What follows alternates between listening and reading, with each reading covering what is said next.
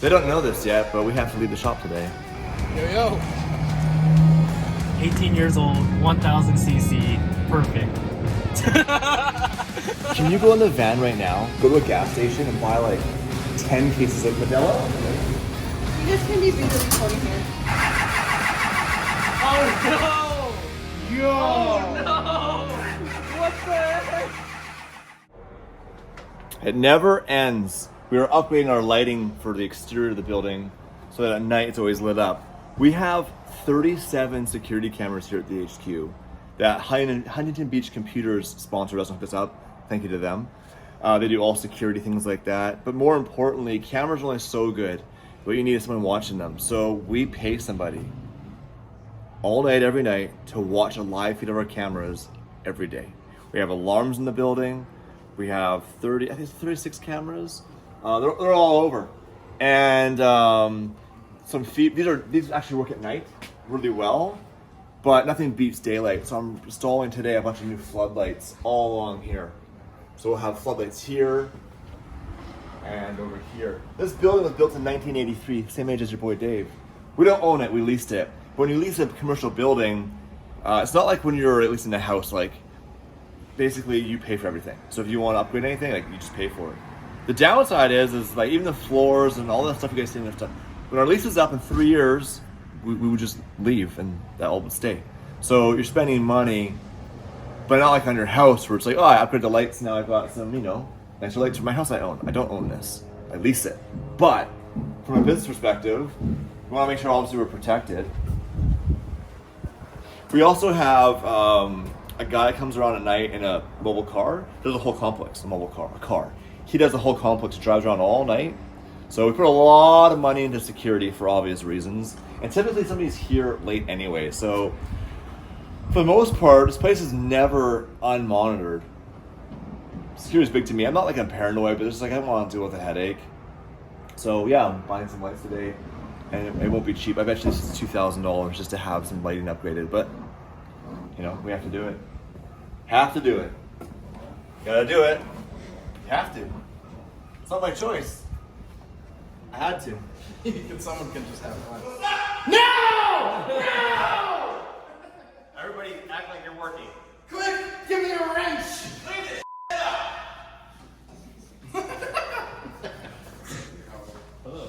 Good morning, DDE. How are you guys? Behind the scenes channel, my favorite crew. Dude, that's a fresh ass hoodie. I like it. I'm going for all you guys. Nice. So, So, they don't know this yet, but we have to leave the shop today. road trip. So a little motivation for the Monday morning. It's Tuesday. Yesterday was a holiday. Hey boys, got some donuts yesterday. Want a donut, Mike?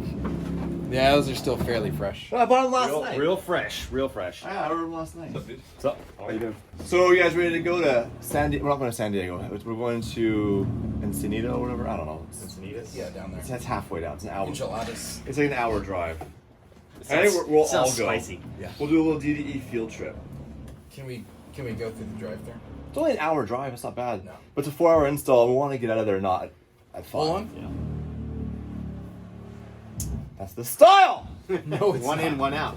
Down here, the biggest issue is traffic. It's always this big pain in the ass. Yeah. So we're trying to beat the traffic today. So it is. We will not be out of the door. I guarantee it until like 11:10. We have to go. What are you working on? Eat a donut. You know, Yep, you're good. Dude, just like give me 10 minutes. What do you have to do? Tell us the truth. It's behind the scenes channel. Mark, what are you working on right now? Okay, So you're a bit stressed about something So that I created. Jamie Dearest, my brother.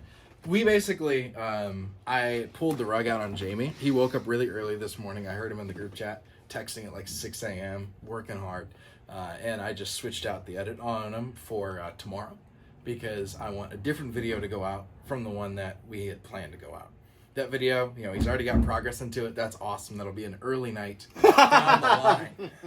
Down the line, that'll be an early night. I apologize, Jamie, but also, I don't want to just build video for you guys. We want to mix it up a little bit, put something else out there. And we have an announcement we're super excited about that is coming out in this video that no one knows about. So If you ate steak every day, the first day, like, I love steak. Second day, I love steak. Day 5, 6, you're like, my stomach's a bit sore. Then you Day get 48, you're done with steak. So Sometimes too much of a good thing is too much.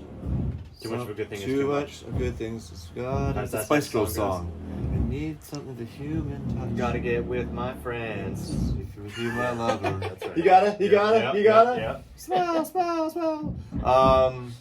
By the way, if you caught it in the new Gran Turismo movie, based on a true story that came out August 25th, the wife of the gentleman's dad was Jerry Halliwell, which is married to Christian Horner, Yep. and she, who's the president and CEO of Red Bull Racing, Head of, yeah. who was in the Spice Girls. Ginger Spice. Ginger Spice. Who was your favorite Spice Girl? I don't know. I don't know if I ever really had a favorite Spice Girl. It's not the first time Mike's lied today. Get in there, Tim. By the way, last night I hung the. They call it a repeater in the UK. I call it It's a repeater here too. We all call it a repeater, and I hung it last night. So we have a little bit of gumball here at the HQ.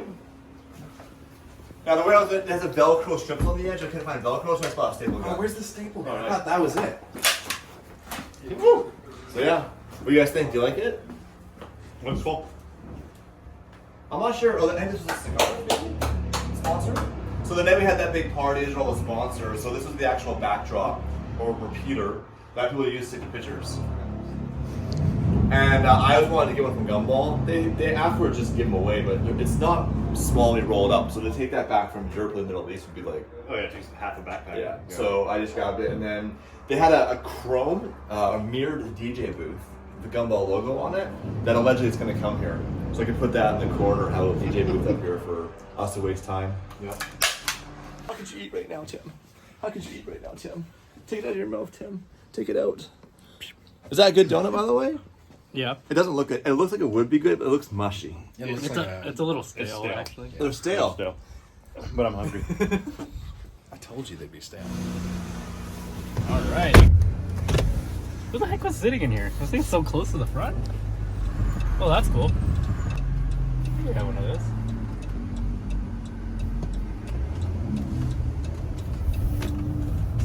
What's Mark doing?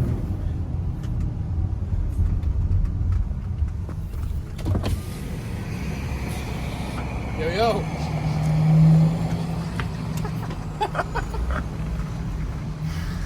Do you drink coffee? I do, kind of. Not like actual coffee. Like lattes, mostly. Because I'm a kid. I like sugar.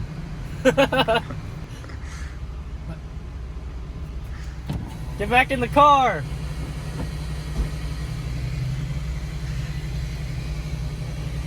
How's it going? Get back in the car.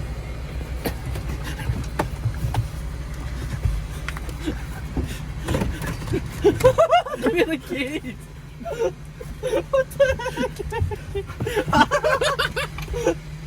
Thank you so much for waiting. What can I get started for you today? Could I do a iced matcha latte? An iced matcha? Yeah, what size?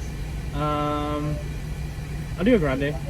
I've been working for DDE since, well, with them at their shop since February of this year. But Mike and I built the 550 for them back, I want to say like August or July is when we picked up the 550 from their shop last year. So about a year knowing, first meeting them and working on one of their cars until now working on all their cars. Yeah, so about a year, and then less than a year being in the shop, about 6 months ish. So it's been not too long, but not fresh either. Overall, it's been pretty cool. Get to work on cool cars that are very expensive and very loud. It's super different than working on race cars, obviously, because street cars have a bunch of stuff like AC that I'm doing right now on the 550. Actually, I should be doing right now, but we're in traffic. Who is this? Mark? Hello? Timmy! Yes? How are you? You're on speaker, you're on camera. Oh, sick. How's the van It has gas. It has water. Does it have enough gas? It has enough gas. Does it still have Swedish fish? Yes, it has Swedish fish. Yes, and I dropped my phone. It fell into the crack while we were shooting some stuff, and now I'm driving with one hand, trying to get my phone out with the other. Oh, I lost my phone. Oh, there's a cool car, by the way. It's a GT40. That's sick, dude. That is sick. Cheers. No, I don't really, I haven't really done any actual club racing or, like, real sanctioned events. I've done, like, a few track days that are just, like, open. But for the most part, I've just learned driving in the canyons back in the day and just overall normal driving experience, driving every day. Did a lot of mostly rear-wheel drive car driving, rode motorcycles for a while.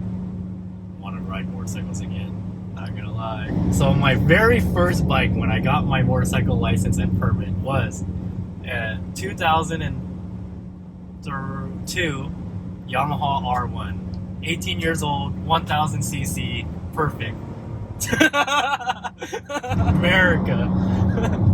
You Euro boys have to ride like 250cc or whatever. I was 18, I got my motorcycle license, and I got an R1. Everybody says like, oh, don't start on a 600, don't start on a leader bike. Yes, so my take on that is, yes, you can, I got distracted, there's a sick car next to us. So my take on that is, with like a 200cc or 300cc bike, you definitely will learn how to ride better because it's very limiting on speed and you have to learn more control to do all that you want. It's kind of like drifting, right? Where when you start with a low power car, it takes more effort and skill to drift like 80 horsepower Corolla or something. But if you want to start on 600, you want to start on 1000, as long as you have self-control and you don't, full throttle everywhere, you could ride pretty safe and it gets you out of a lot of situations where it's like, if you need to pull out or whatever, you don't even need to downshift on a 1000, you just pull out and throttle up. But again, it takes a lot of self-control and just, common sense, basically. A few years ago, I stopped riding the bike because a bunch of my friends stopped riding for a while, and then it was an older bike, and I always wanted something newer, but since people stopped riding, and the biggest fun for me was, like, hanging out with friends and, like, riding around a bunch, and at the time, I was getting back into cars, so it just didn't make sense to have it anymore, and I didn't have space at the time, so I ended up just getting rid of the bike, and then I didn't get anything else for a while, so I stopped riding. But like during COVID, I was driving one of my cars around and it broke down, and I had to stop at a friend's house, and we were working on it through the night, and we didn't finish it that night. And my friend was like, "Oh, just take my bike home." So I was like, I rode it, and then when I rode it, it was like it had been maybe 3 years since I had last rode, and I was so rusty. And I kind of felt bad because I used to ride pretty much every day. It was my daily rider basically for like 2 years. So I got really proficient. A lot of people that ride motorcycles will tell you this, but like when you ride for a long time, you start to like pick up on people's aneurysms, especially since in California you can lane split. You're able to predict what people are going to do even though they don't signal or they don't do anything. You can kind of tell like, oh, this person's going to pull out or this person's going to do this or whatever. So that was pretty cool, but the last time I rode on the street was with my friend's bike, and I felt so scared.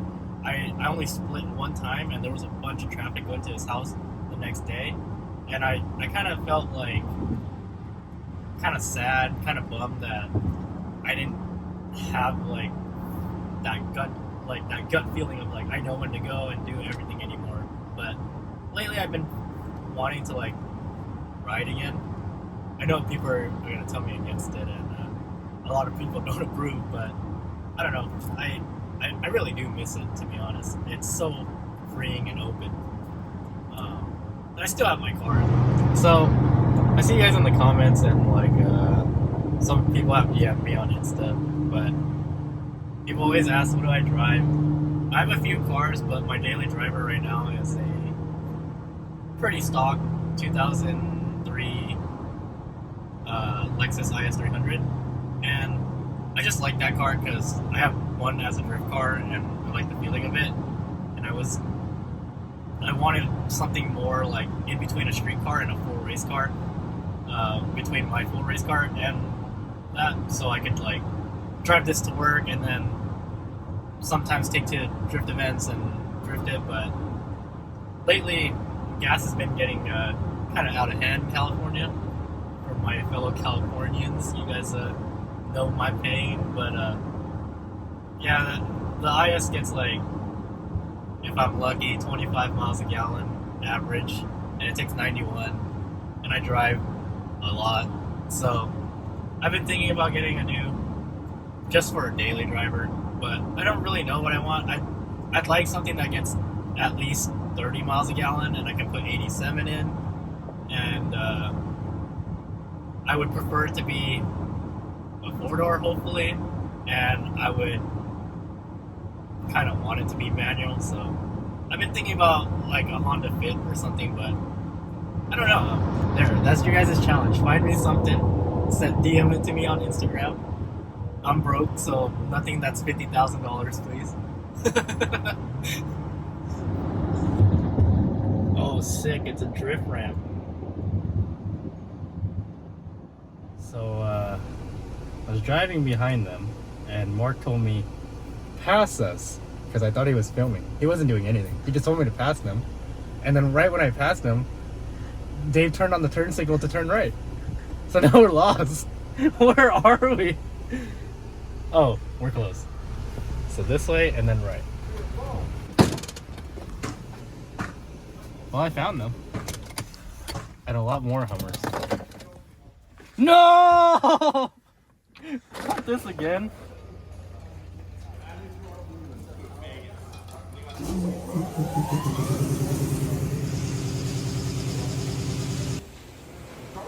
Shove it in his face constantly. Yeah, well, he get annoyed with you. That'll be fine. But we won't push too hard. Like, it's all for the camera, all for the, hey, He's good. You're good. This is just for our video. He wants to get shaved. He's good. Told him. I love how I put that all on you. He's like, what? Me? He's like the nicest person to me. That's rad. Cool. All right, let me see where he's at.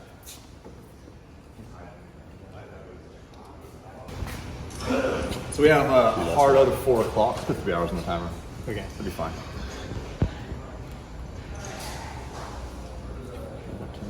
We're working on it. Failed, Tim. Don't fail ever again, Tim. I smell fear right now. I'm a little scared, Dave. It scared me. He's fearing that I'm there, boy. I see his hips shaking, all scared by it. Yeah, you're good. You should have this for all your projects. I know, right? It actually, like, it does, not that you can get for morale, it does work. You know what's funny though is Ryan from West Coast Customs. Yeah. He threw those up in his shop. He put them up on each of his vehicle builds. So he had each build had an actual timer? Timer on each build, so he had like all these trucks or vehicles, racked up, and had a timer on each. Every single one of them was pretty rad. That's pretty smart. But now it kind of makes sense. It is, we're going to do them at each bay. So if let's say the car is a you are 6-month rad. project, have Okay. it down kind of for 6 months. Because it's a reminder like how fast time moves. Or 3 months or 2 months. We use it for things like, if a car has to get to transport by a certain time, then the audience can understand the tension and time because it's real. We had the 720 rebuild. Transport was coming at 3 o'clock to go to Canada to get inspected just in time for Monterey Car Week. So we're at the shop, and it had to be done by like 2:45, and we got it done, and then transport didn't show up. Wow. The guy said, his boss said it was Too big or too something. I assume they got another offer with better money. Yeah, So then for the sure. car didn't make That it to happens all Canada. the time. It's sucks. sucks. And you have no control over that. Like, you know how often we get yelled at for transportation problems? Like, I'm For not sure. the shipping company. I'm not UPS. I'm not the transport company. I have no control over that. Like, we have to have the vehicle here on this deadline. I'm like, got no control. And the transport world is super shady. Like, you find a few good ones, they charge money. And that's like, if someone says to move your car from here to Miami is $4,000, you're like, that probably means it won't leave the trailer and it'll go straight to Miami. But if they say like $1,500, Should be, but not always. There's a new scam out there. Have you heard about that one? We just did a vlog on it. So we had a customer here, a longtime friend of mine, and I've been through so many different scams on transport companies out there. This is a new one. So what they do is they pose as the shipping company, and they're out of India or wherever, right? And they contact you and say, okay, I can do this for X amount of dollars, whatever it is. And so let's say it's, $2,000 to ship it across the country. So you go, okay, no problem. I need it there by a specific deadline. I'm, on a time crunch, whatever it is, that sense of urgency kicks in, and they know that, so they get money out of you on the front side of it. They're like, okay, cool. I'm going to take $1,000 right now and $1,000 once it delivers. They then contact the shipping company, a local shipping company that comes over with a small vehicle, like just a tow truck, picks up the vehicle and picks it up and takes it out of there. Then you issue the payment. So payment is now gone. Your truck's gone. You've issued payment, but in fact, it's a company out of India that has nothing more than just paying that company to pick up your vehicle and tow it to a transportation lot. They bring it to the lot and it sits at the lot for a couple days, a couple weeks until the lot owner goes, hey, what's up with this vehicle? whose car is this? Yeah, whose car is this? You gotta be so careful. That's the new scam. And like, you gotta check your insurance too. Some insurance providers, or when your car's in the trailer, your car insurance no longer covers it. Correct. It has to be on them. Which, if you're dealing with a $150,000, $200,000 vehicle or $1 million car, then it's their insurance, and usually they're underinsured. And you have to sue them, but they create an LLC or an S corp is bankrupted Yeah. because they're not gonna get paid. Two other scams that I've seen with that. First one was they canceled. They get the insurance, they get their core, the paperwork that says they're fully insured, then they cancel their insurance policy. Once it's canceled, the insurance company has to issue the money back to the transportation company. So they got a copy of this phony document that says they're fully insured, when in reality they're not. So that's the first scam I've seen there. Second scam that I've seen is when they actually go out and it's technically not a scam, but you can definitely get screwed over this way. Department of Transportation lowered the expectations or their limits of coverage. So their limits of coverage used to be like whatever it was like $1 million, something like that. They brought it down to $250,000, and then they also changed it up so that it covers the vehicle itself as well as all the other vehicles that are on the trailer. So the first person that gets paid out is the semi-truck owner and the trailer. So if the truck, trailer are damaged, they get paid out first, and then whatever's left over of that $250,000 gets divided amongst everyone else. So you can get screwed over that way. So you got to check for extra coverage to make sure they're at like $1 million of coverage on the trailer. The moral of the story is insurance is so important. You don't think about it until you need it. You buy house insurance, all this insurance, and all of a sudden there's a wildfire, and you find out limitations. Yeah. When they sell the insurance, they say fire coverage, earthquake. You think you're good. The best advice is you get a lawyer to review it and advise you on your options, because It's well worth it. Get the lawyer. you have to do it. You have to use lawyers, unfortunately, especially in this country, because it's a liability state, especially California. Yeah, and also to fully understand like what your coverage is for. Yeah. Like, are you truly covered or not? Say I have something else in the boating industry called consequential damage, and if you don't have this policy that has consequential damage or something like that, whatever the term was, they can find you liable if you didn't replace a component on your boat that failed that caused the boat to sink. Really? Even though you didn't know about it, they're like, oh, well, you should have replaced that part. It failed on your watch. We're not covering it. And boats are real money. Be a lot of money. Man. Yeah. That's where bankruptcy court comes in. Let's go, well, I have $500,000 in a boat that's gone. Party's over. Own the cash. All right. You want that money Scarier. back real quick. That's why you lease everything. That's true.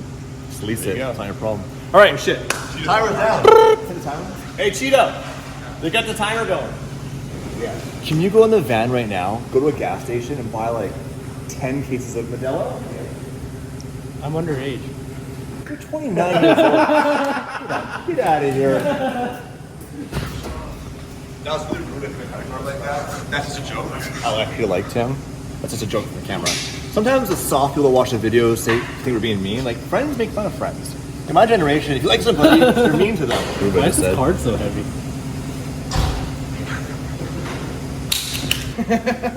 Okay, 10 cases of Modelo. You have to go quickly though. And if they ask why so much, you tell them you're an alcoholic, and I want to see that in the video. I have a drinking problem. It's not a problem because I haven't admitted it yet in court. Okay. All right.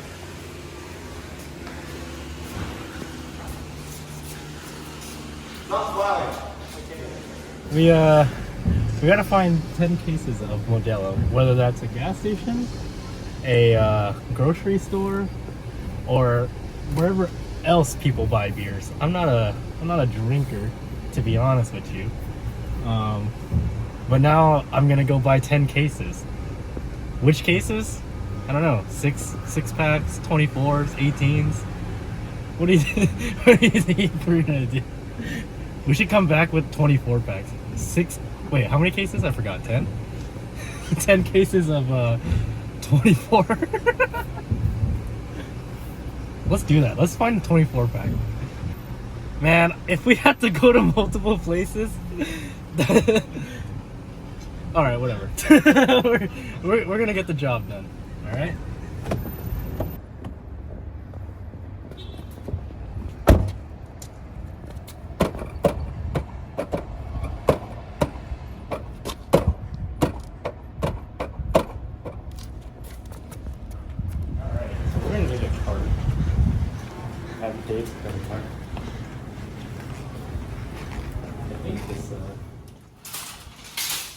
I think this car will support the weight of 10.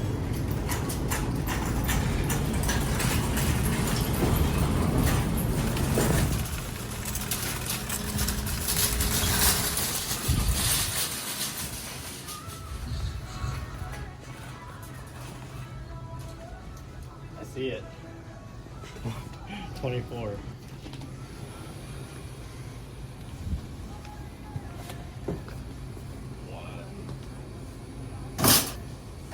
Yeah.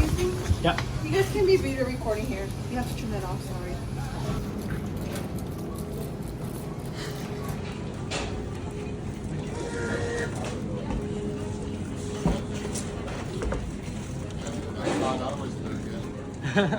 How's it going, bro? How you doing, man? 10?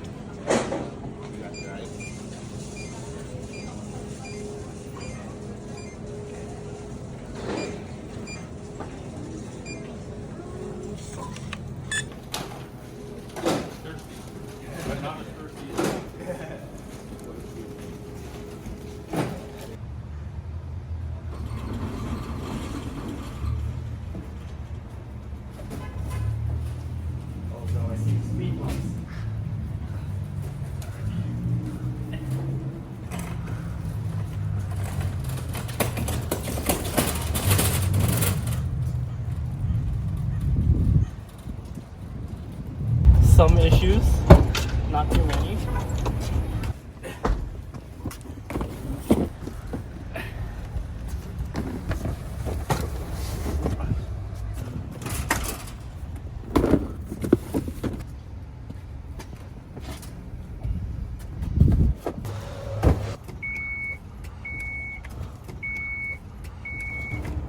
All right, we are gonna supply Predator with plenty of drinks. They told me to get 10 cases. Didn't say how many, so they should be good for the rest of the year, I hope. So what is my dream car, huh? That's a good one. I like so many different types of cars. I think one that I really want, and it's in a kind of attainable price range for if I work like the next 10 years. Probably a BAC mono. It's a really cool car. It's like an F1 car for the street without being a Valkyrie, because I don't think we can afford a Valkyrie. Valkyrie would be a sick dream car, but I don't have $4 million to buy a car. Mark, while we were doing a delivery, guess what we saw? Your brother. A cool one. A sick one. The color you should have gotten. That one's stock though, so he's not as cool as you, Mark. You got cool wheels that are scratched and broken. I honestly have never seen him work this fast. Bro. How much you want for this, Ryan? 55 grand. Ryan, 55 grand.